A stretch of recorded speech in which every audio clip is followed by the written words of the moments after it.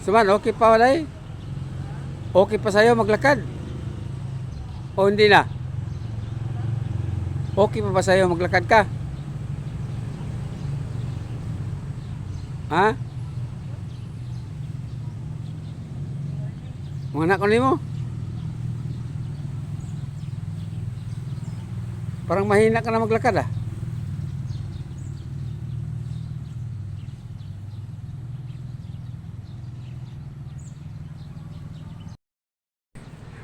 Kapoy na. Ano ang ano ba ang Tagalog sa kapoy? Nahirapan na. Nahirapan? Hindi. Pagod.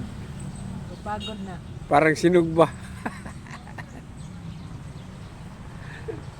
Pero laban lang din. Laban lang kasi Laban pa rin. may kasunduan pa naman tayo sa mga viewers na kapag gumaling ka, ibibigay ko yung wheelchair. Sa mga mayroon ding ganyan na ano, Karamdaman. karamdaman.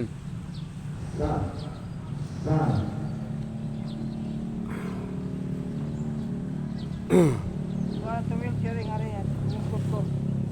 Ha? Lingkod ko. Nag-request na siyang umupo. Napagod na siguro. Matatawa ako to sa pagod.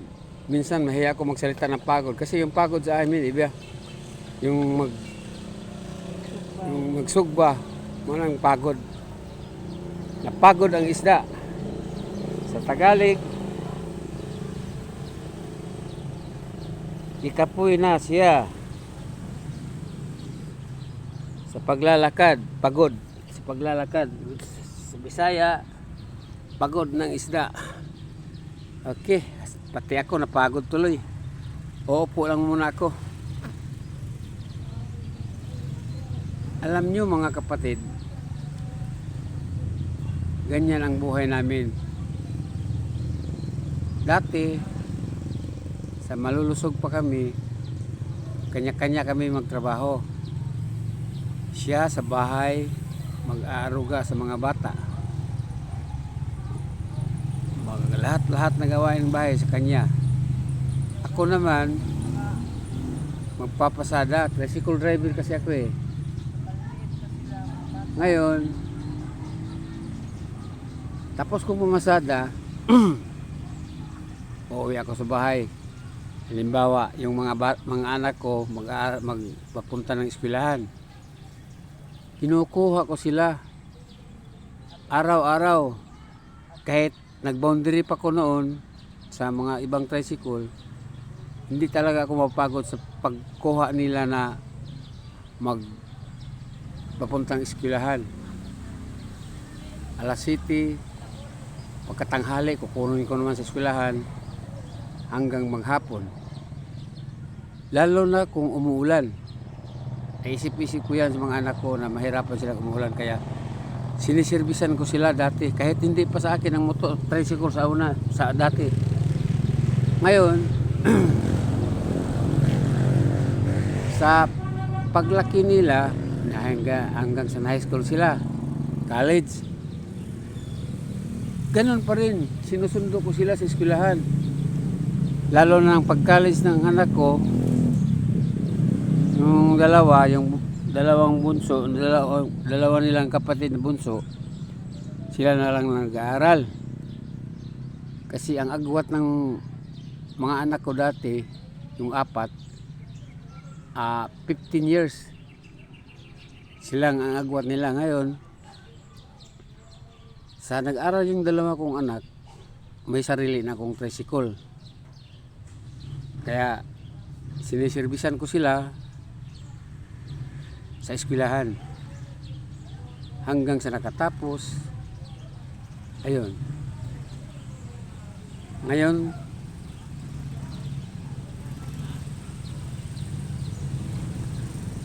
sa pagkatapos nila, nakatawang nga, siyempre tumatanda na tayo hanggang sa na-stroke yung misis ko. At ako naman sa awa ng Diyos, binigyan ako ng malulusog na pangkatawan. At sabi ng mga anak ko, ipagbili ko lang yung tricycle kasi walang mag-aalaga sa mama nila. Pinagbili ko. Ngayon wala na akong trabaho, ako nang mag-aalaga sa misis ko.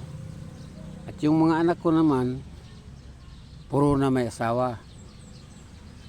Ay hindi pala, yung bunso wala pang asawa, nasa akin, sa amin pa. Sa bahay 3 lang kami. At ngayon habang kami ay binigyan pa ng lakas ni Lord, dito makikita pa nyo ang buhay namin. Ito naman ano niya.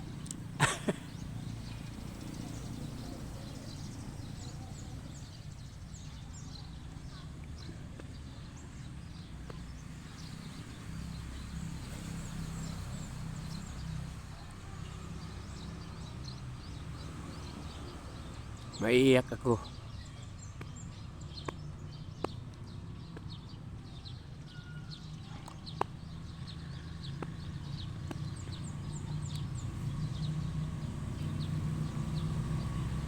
Kung maalala ko yung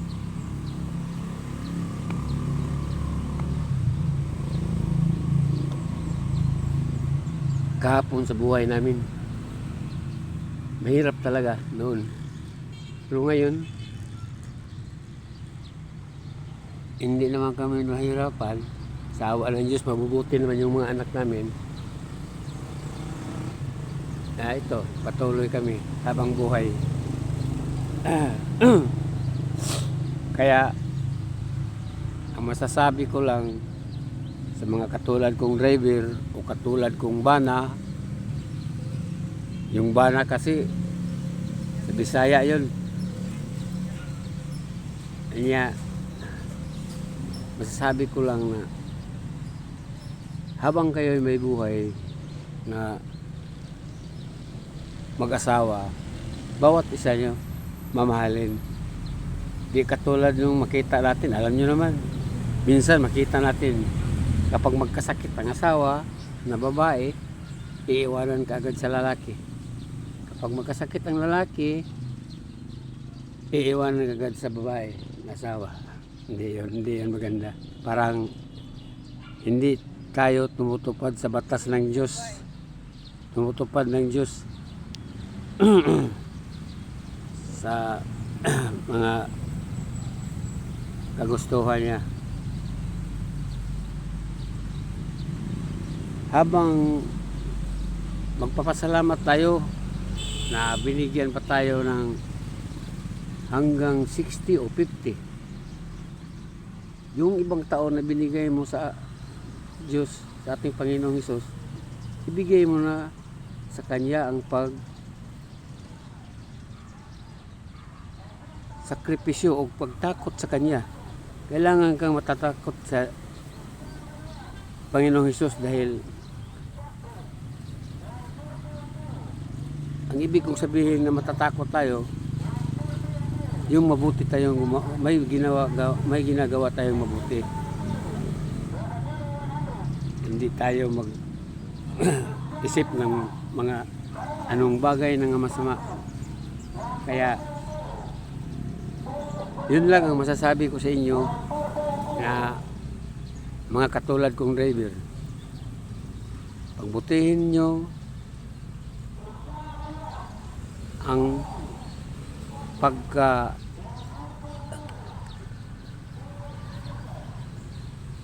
magtiayon kay pasensya na kayo, hindi ako marunong masyado talaga mag Tagalog. Pure Bisaya talaga ako.